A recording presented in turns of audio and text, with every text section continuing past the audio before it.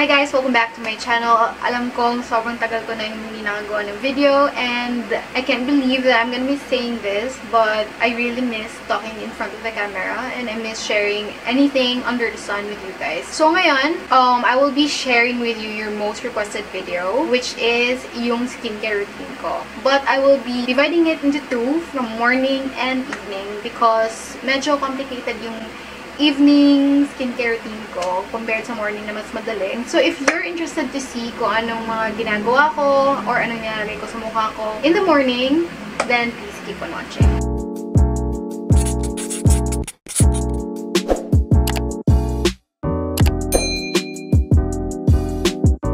Ayan guys, so first of all, kakaligo ko lang and basa pa yung hair ko, hindi ko pa siya sinusuklayan and all. Ayan, so medyo wagab. And yan, naka-bathrobe ako kasi I just got out of the shower. And also, parang nagkilay lang ako guys kasi parang naman magmukha akong tao at some point. Kasi nakikita nyo naman yung face ko na walang kilay. Hindi ako ganun ka-proud sa walang kilay yung face ko, so nilagyan ko na lang ng konting kilay. But, ayun na nga, start na tayo. After ko maligo, di ba, basta yung whole body, basta din yung face. So, what I do is, hindi ako gumagamit ng towel sa face ko to let it dry. Instead, I use tissue. Ayan guys, tissue yung ginagamit ko. Kumukuha lang ako dito ng 1 to 2 tissue and then I just pat it dry or dab. Ganun lang. Hindi ko siya sinaswipe. Or hindi ko siya ginaganyan. But I just tap it. Because I learned this trick from my derma before. I think that was 6 to 7 years ago. Nung first time ko nagpa-facial. Sinabihan niya ako na don't... kasi marami akong acne din before. And then she told me na isa sa mga bagay na nagkakos ng acne is your towel. Kasi parang, I don't know, baka madumi yung towel or like ulit-ulit mo na siyang ginagamit and then you feel like it's clean pero hindi pala siya ganun ka-clean. Kaya nagkakakos ng acne or pimples sa mukha mo. So, it's better talaga na tissue. And I know it's kind of rough. Sometimes, kung depende sa tissue na gamit ko, pwedeng facial tissue or tissue na ganito. Kaya hindi mo siya nire-rub talaga. You just have to tap it. So, yan yung first na i-share ko. Then, second is, after kong ma-dry na lahat, I proceed with the toner. And this is, pinakita ko na sa inyo before to. I think, sa quarantine favorites vlog ko.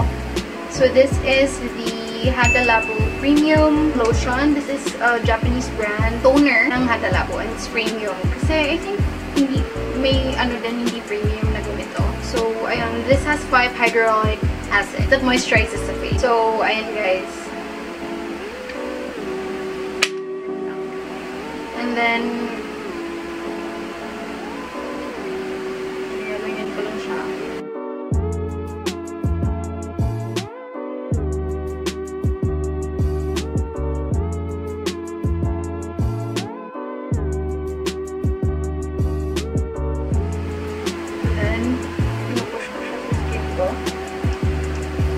Siyempre yung neck.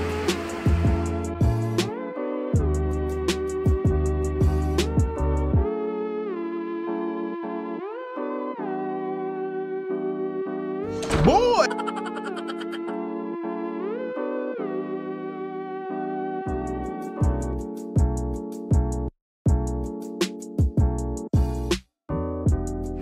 Ayan. So, as you can see, hindi ko siya nire-rub.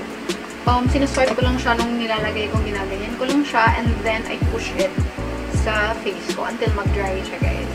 Ganun lang yung ginagawa ko and hindi ako gumagamit ng cotton pads. And also, by the way, if you've used Dear Claire's na toner before, then this is also like Dear Claire's na consistency.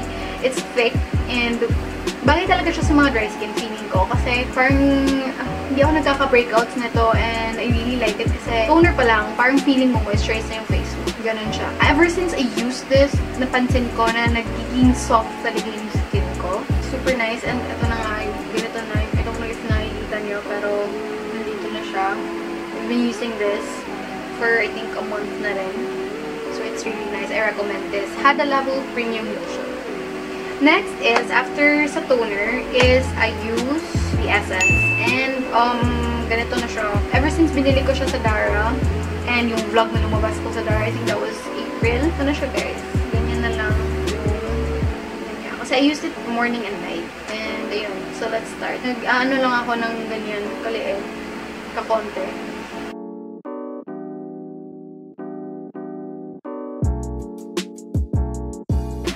Okay guys, so after kong gumamit ng essence, I used this VC Effector from It's Skin. This is a vitamin C serum.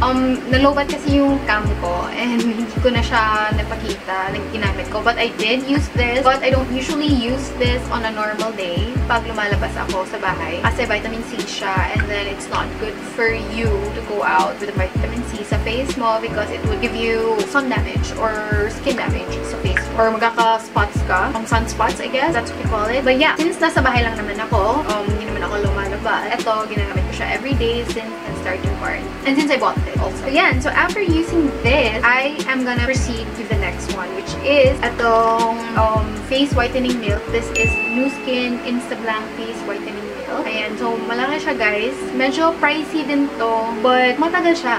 Matagal siya kasi you don't really need a lot. And this is super watery, liquid. Before that pala, you have to shake it before using it.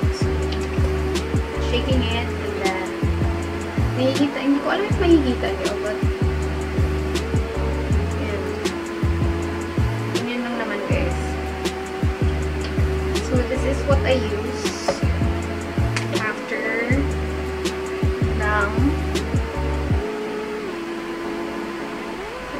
serum.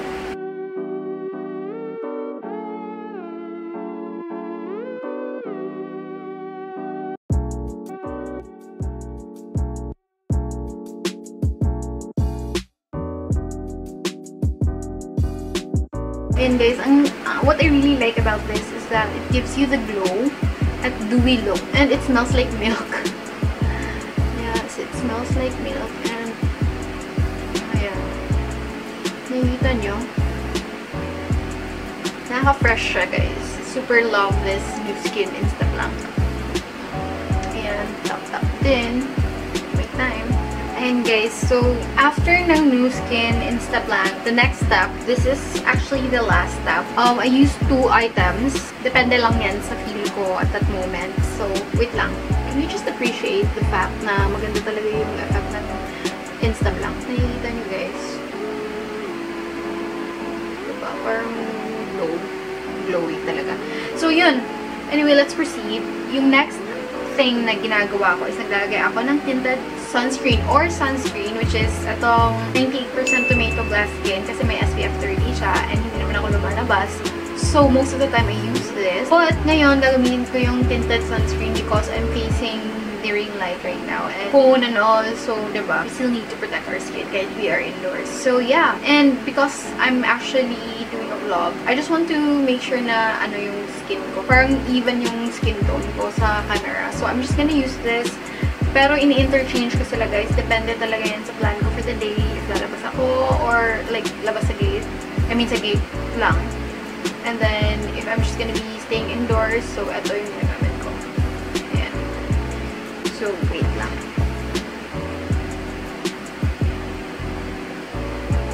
So cute, right? I love this. Ayan. So stay hydrated din. Inom kayo ng water. So, I'm gonna use this. Medyo konti na lang siya. So,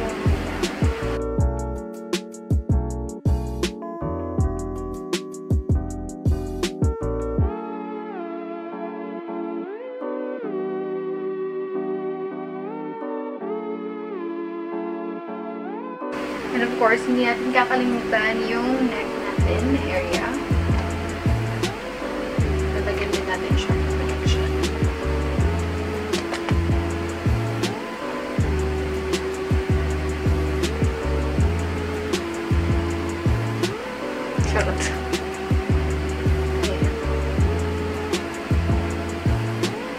Ayan, so we're almost done. Spray lang ako ng facial spray para pang-fresh na skin.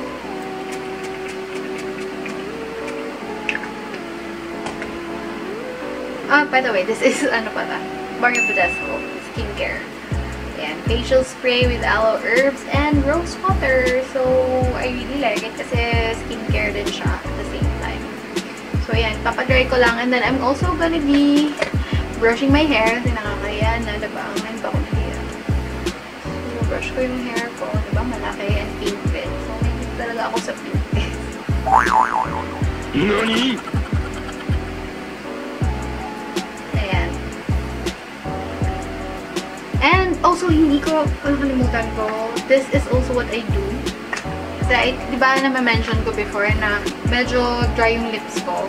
I mean, hindi medyo. Dry talaga yung lips ko. And dry yung skin ko. So, what I also do pala, kalimutan ko, nandito lang pala siya.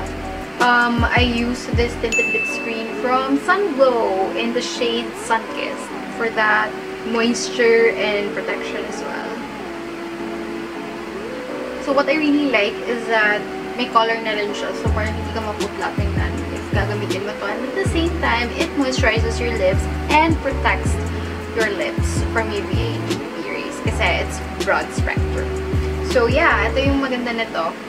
Alright, so we're done with our morning skincare routine. I hope you guys enjoy this and I hope you guys learned something from this as well. And please let me know if may gusto pa kayong i-film ko na vlog. Please do let me know sa comment section down below. And I'll see you guys on my next vlog.